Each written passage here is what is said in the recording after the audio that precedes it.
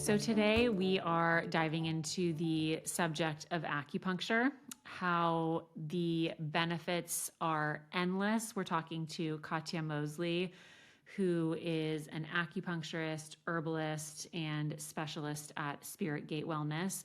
We're going to talk about acupuncture's benefits with fertility, getting pregnant, staying pregnant, postpartum, the benefits of acupuncture on menopause, hormone health, just so much. So we're going to dive right in with Katya. I was listening to your interview on a podcast when I was driving home from my weekly OB appointment this morning.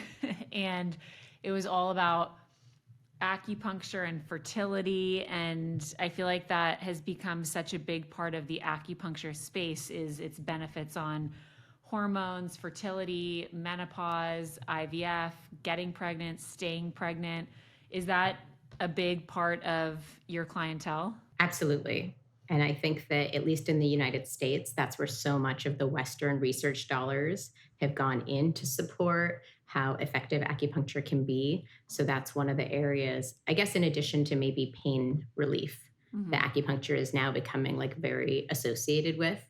But my practice has always been women's health. I've been in private practice for 15 years after finishing a fellowship in China, working in a gynecology hospital. So I always knew I wanted to do women's health, but I hadn't really decided which aspect of that until having children myself. I have a 10 and a 12-year-old, so it's been a minute, but through that journey, and I would say I had, not the easiest of times, but also was really lucky in a lot of ways. But through that journey, my heart just grew so much with compassion for women who want something so primal and so biological and have a hard time getting it. And as that became more of my lived experience, more of my passion, those patients started showing up. So I started doing less digestion, less sleep support, less, just other aspects of women's health, and focusing more on what I call the 0 to the 4th trimester. So helping women to get pregnant, to enjoy their pregnancy and stay pregnant as much as possible. And then in postpartum, which for me, postpartum is every day after giving birth. It doesn't end at 6 weeks. It doesn't end in 3 months. It's just, this new version of yourself that shows up. And that needs a tremendous amount of support. Yeah, it's interesting. The acupuncture world. I myself never really dabbled in acupuncture because I have a crazy fear of needles, and the idea that anybody would go to acupuncture to relax themselves to me was like such a crazy idea. But I had a lot of friends who saw acupuncturists not only to use it as a form of calm and relaxation, but also to regulate their periods, to regulate their hormones. And I remember going back when, birth control is such a big topic that we discuss here on BDA Baby. I'm sure it's a big part of your practice as well, when people come off of birth control for the first time and their periods are just like completely out of whack and really hard to track. And I remember seeing an acupuncturist when I was trying to get a handle on my cycle, and I was really surprised at how much of an impact the acupuncture had on regulating my cycle. So I was, of course, instantly converted. But I mean, you must get a lot of people who also come to you with this kind of idea of, how is acupuncture or needles supposed to calm me down? Because so many people seek out acupuncture for the de-stressing component, right? Oh, absolutely. And that's probably the question I get asked most often. Does it hurt? And to be perfectly honest, I'm afraid of needles. Every phlebotomist that ever takes my blood is like, "You're an acupuncturist? Why are you so nervous right now?" I don't have any tattoos. I've always just been kind of like skittish about that. But it's such a different experience. And, it's good to hear that you also kind of were able to reframe that in your experience with acupuncture. It's such a thin needle, And I use needles of all different gauges, but they're all practically like about the size of one of your hairs in terms of its width. And I use what's called a guide tube, which is like a little plastic tube that's slightly shorter than the needle itself. And so when I touch that guide tube to the skin, that's what actually is the first thing you feel. And that desensitizes that little neighborhood that the needle then just gets dropped into. So most people, especially the ones that are skittish around needles, we have this conversation in advance and I prepare them really well. And I take the needle out of the guide tube and say, this is what it's going to feel like. It's going to feel like a little piece of plastic on your skin. So by the time the needle comes in, a lot of times I get asked, wait, did you do it? Did you do it? Did you already put the needle in? And I really try to empower patients in all aspects of their health and their journey, including on the massage table with me, that they are the ones fully in control of the experience. And if anybody ever says to stop after one needle or after 10 needles, we stop. Or if anything feels too strong, like the stimulation is a little bit too much, I can always withdraw the needle a little bit without fully pulling it out. So there's a lot of opportunities to create an experience that truly is relaxing. I love to learn also just about, it seems like the benefits of acupuncture are endless, but when it comes to women's health, is the majority of people who are coming to seek out your expertise and your service, is it, majority of people trying to get pregnant and trying to stay pregnant, or is it really for hormone health in general? I would say there's a big spectrum. And for a lot of my patients, it's women who are trying to conceive. And maybe it's not that they've encountered struggles, but like you were mentioning, maybe they just got off the birth control pill and they just haven't seen their period for several months. And they expected that the minute they got off the birth control pill, they would get their period, they'd be able to start conceiving. And so there's just so many myths that we've been taught since, fifth grade when we're introduced to our talk on hormones, at least like in California. I think that's when they teach that, where it's like, if you get too close to a boy, you might get pregnant. Be really careful, Yeah. So there's this idea that the minute you decide you want to get pregnant, you can. And that's not always the case. So for some women, and I'd say in the last like 5 years or so, this has been much more a part of my practice. Women that haven't encountered any struggles conceiving, they haven't even gotten to that like level of effort yet. They just want to really prepare their bodies. And so that's what I call the 0 trimester. Just when you're actively pursuing a goal, and that begins with just changing some of your lifestyle habits, changing some of the things in your diet, your sleep hygiene, things like that. I see a lot of women now, especially younger women, who are really interested in freezing eggs.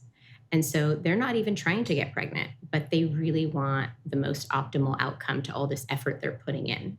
So they want to make sure that the hormones are doing exactly what they're meant to do and that their results at the retrieval are as high as possible. And then also they're not experiencing a lot of the negative side effects that come from whether it's just the stress of that experience or the actual like hormone overload.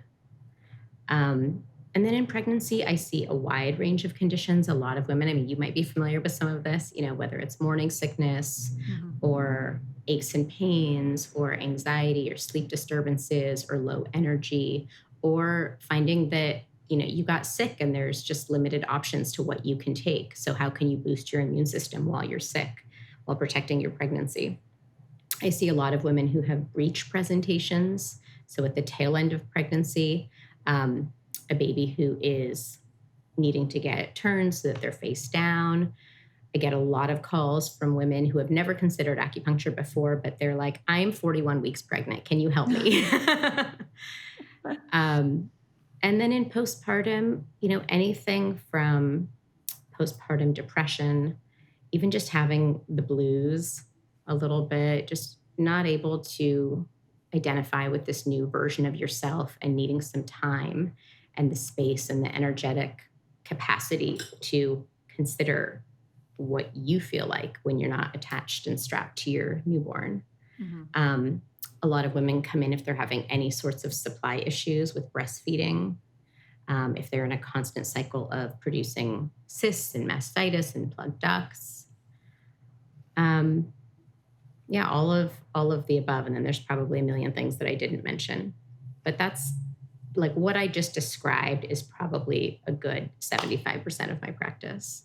It seems like the theme of stress and anxiety also comes into play, whether you're talking about hormones, you're talking about regulating your period, getting pregnant, staying pregnant, trying to have a baby, exit. Yeah, all of that is stressful, all of it. Yeah. But I always wonder, the stress component and anxiety component, for the world that we live in now is such a big subject. And people are always talking about they're burnt out, they're stressed out, they're anxious all the time. Obviously, we have a huge anxiety epidemic going on. How beneficial can acupuncture be for people who are having all of those things that are clearly seeing it impact other spaces in their lives, but aren't necessarily willing to make any changes aside from seeking out your help with acupuncture? Yeah, that's a good question. And I do find that sometimes to be the case in the first couple sessions where someone is hoping that I have this magic needle that I put into that one spot and then they walk out feeling like, a lot lighter. And that does happen. It really does, but it's temporary, right? So a big part of my practice is the intake that I do with patients before a single needle gets inserted. So a typical session with me is close to an hour, and I'll spend maybe 25 minutes of that just connecting and helping patients see their patterns and understand their blockages. And we spend a lot of time trying to transform the energy of needing to control and experience the frustration and just be in that like anxious place, trying to get underneath it to truly understand where that's coming from and what we can do about it. So it's not about me being the healer that comes in with the special needles and the special points and like making it all go away. It becomes this transformative act of befriending the challenges so they become more opportunities to get to know ourselves. Anytime we're experiencing stress or struggle or pain, I really believe the body is trying to communicate something to us, and it's our responsibility to slow down and listen and do what we can to meet ourselves in a place of compassion. Like, what does my body actually need right now? And sometimes that means rest. And so we work on allowing the body to receive that rest, whether it's here in an acupuncture session or at home, getting to bed a little bit early, like cleaning up our sleep hygiene, making sure that we are doing whatever we can to respond to our body's need. I like the idea that you also, that you're doing a full health intake form, which when I went to acupuncture here in Los Angeles, I found to be really interesting because, there are so many challenges in our medical system in America, and especially when it comes to women's health, which is where your focus is. But it seems that regardless of what stage you're at in your life, that the recommendation of acupuncture for whatever you're experiencing or trying to get a better understanding about your own health and your own well-being, it seems that your doctors should be recommending the steps of acupuncture sooner than, oh, you've been dealing with this or struggling with this for X amount of years. Now let's, you as an individual, explore listening to a podcast where you hear about acupuncture as being an option. Are you finding that more doctors are open to working with acupuncturists, whether it's an OB or just a healthcare practitioner that's, trying to help navigate hormones for a woman or just women's health in general? Absolutely. I find that so many of my referrals are coming from reproductive endocrinologists, so people who are working with women trying to either do egg freezing or IVF or IUI. A lot of the recommendations are coming from them, gynecologists, of course. And I'm also really happy to see that over the course of my practice, acupuncture has become so much more mainstream. We've talked a little bit about the benefits of acupuncture when it comes to fertility, regulating your cycle in pregnancy, and of course, postpartum. A huge subject that's being discussed now, and and people also wrote in questions asking about this, is the benefits of acupuncture when it comes to menopause and being in that chapter of life that, you know, my mom talks constantly about, which I'm so grateful, is just the lack of information that her generation has on menopause and that we're constantly learning about now with all of the effort that, people have put into pushing for women's research in the health space. And so when it comes to that chapter of life and hormone regulation or just symptom relief, are you seeing a lot in that space and acupuncture benefiting the journey through the chapter of menopause? I am, especially in the last few years, like you said. This just wasn't a conversation even a few years ago that people Mm-hmm. were having, especially in the perimenopausal space. And I love what you said when you called it a chapter. It's not a disease, it's not an imbalance. It's really just a stage of life. It's a chapter of life that all women are going to go through.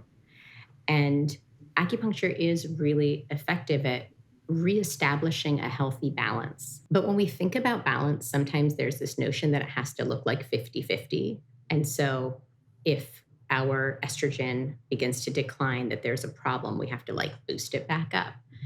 That's not how acupuncture or Chinese medicine, that's not how it understands perimenopause and menopause.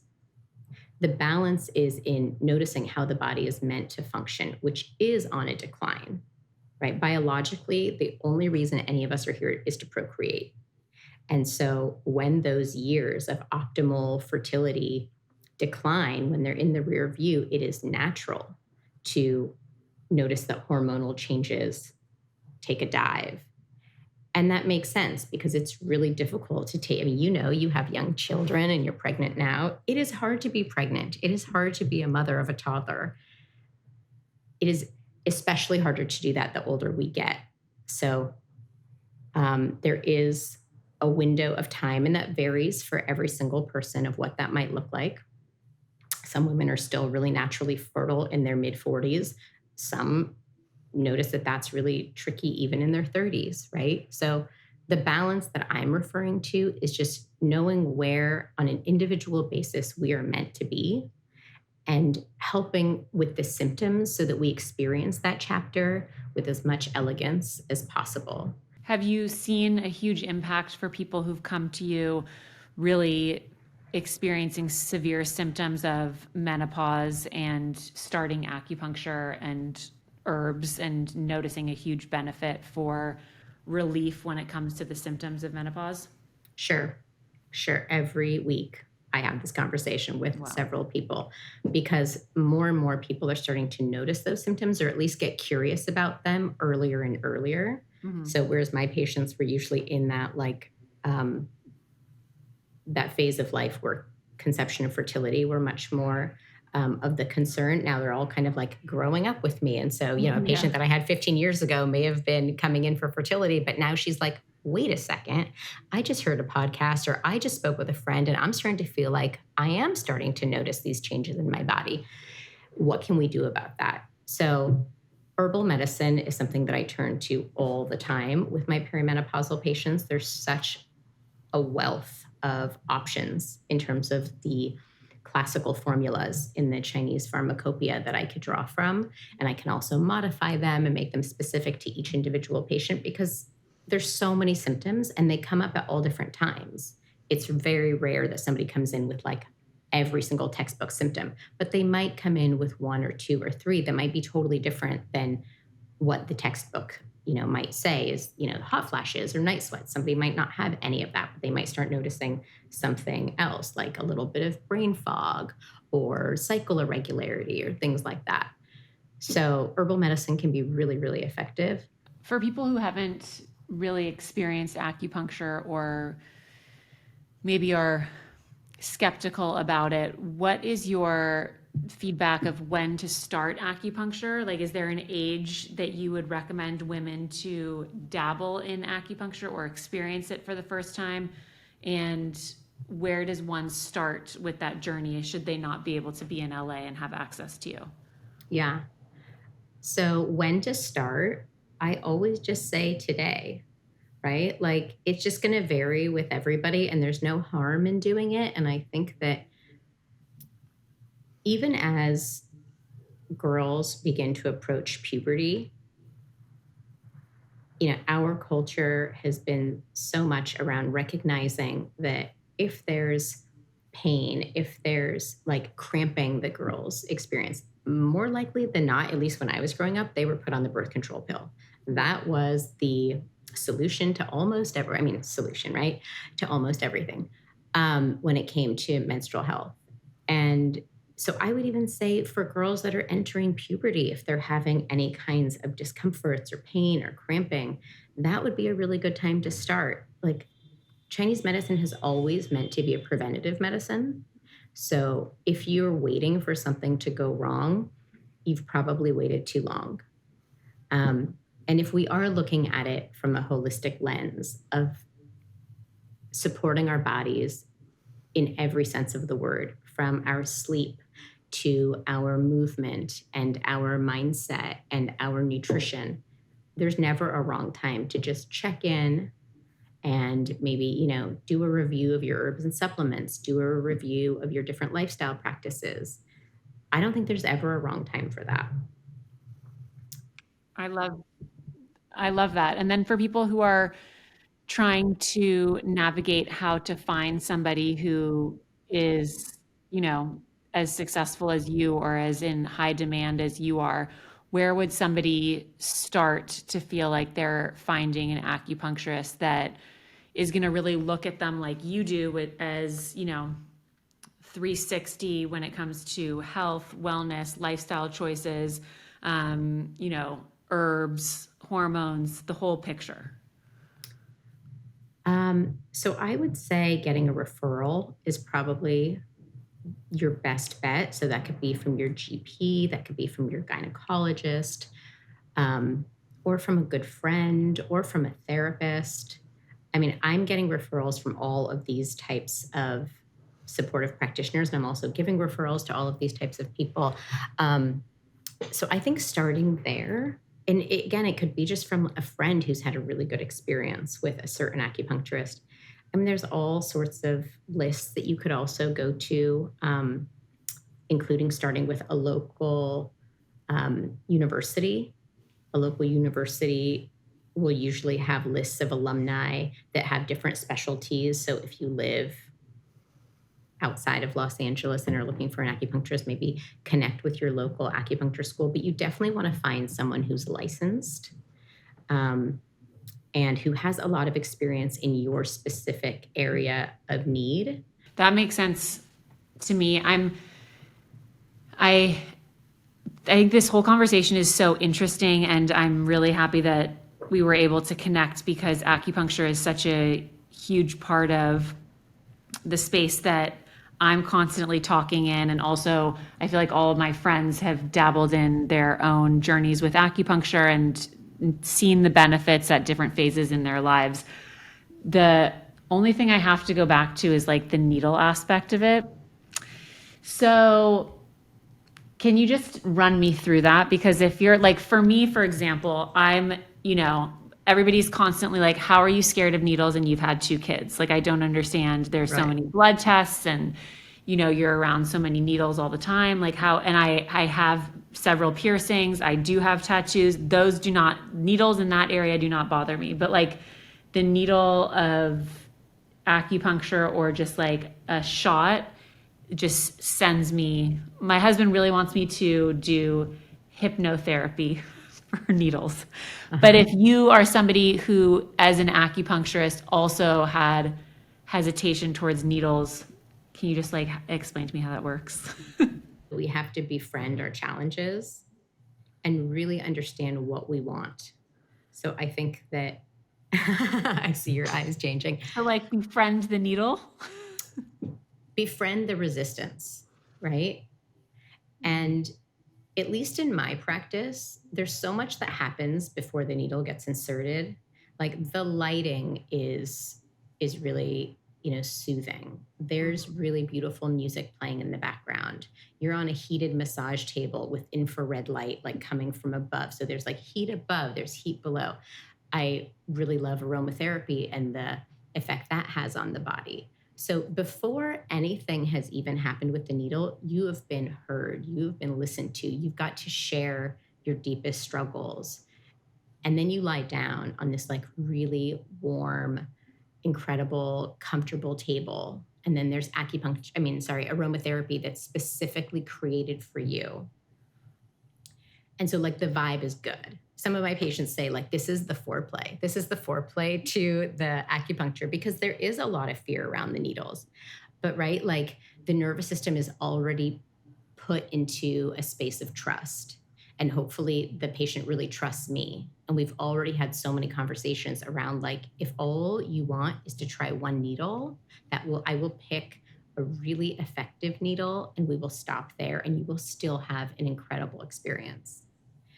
And so there's so much trust that's already developed. Mm-hmm. And then I take a cotton ball that has alcohol on it and I swab the areas that the needle is going to go into. Mm-hmm. And that gives patients a sense of kind of anticipating where the needle is going to go. So you're not laying there like, oh, it could go anywhere. It's going to go right by my eye. It's going to go right here, right there. It's not, because they've already seen like where the needles are going to go. And I have all sorts of options, right? I can do everything bilaterally, meaning that like you'll get every point twice, one on each side of the body, but it can also be an incredible editor where like you get half the number of needles because we're just kind of alternating sides. So it can be a very well edited treatment where you only have a few needles. So for someone who's really scared of needles, I'll start with that. I won't expect that they want needles on both sides. So I'll already be editing in my mind that of the 12 points I want to do, I'm only going to do 6 on each side. Mm-hmm. And then I'm just really slow. We do some breathing exercises in advance. Some people don't want to see anything. So I have these beautiful like weighted eye masks that they can lie under. They don't want to see it. They don't want to know. They don't want to hear this whole thing about like the guide tube and the this and the that. Some people really feel safer when they know exactly what to expect. But either way, then I take that tiny little guide tube that just feels like a piece of plastic that's pushed into your skin. So I'll demonstrate like, this is what it's going to feel like. And no one is afraid of that. No one's afraid of like feeling some plastic on their skin. Mm-hmm. And then I just drop the needle in and you don't even feel it. Yeah. You really don't. I've definitely experienced great acupuncture where that's been, explained to me.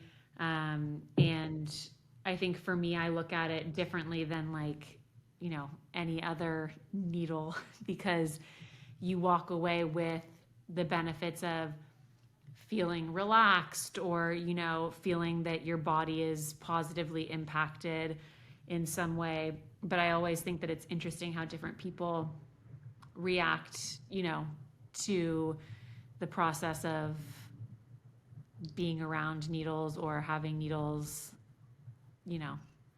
around them in different forms. But I think the overall takeaway is needle foreplay seems to be a new coined term that we have established in this conversation. That I'll work on the trademark. Yeah. You seem to do it very well. Seems to be a big thing that that you do well with your patients that seems to be successful. So I'm intrigued. Thank you so much for walking me through the needle foreplay and also just everything that you do, because I think it's so beneficial and really interesting for people at different chapters of their lives to be aware of acupuncture as such a beneficial option. And I'm encouraged by the fact that you're seeing it be more widespread as far as recommendations from, people in different areas of medicine, because we have so much to improve in our medical system, and especially with women's health. So to know that it's an option for so many women is really encouraging, and I think exciting for so many people to have that be something that they can look into. So thank you so much. You're so welcome. It was fun. It was fun to chat, and I couldn't agree more. It's really amazing to watch how integrative medicine, the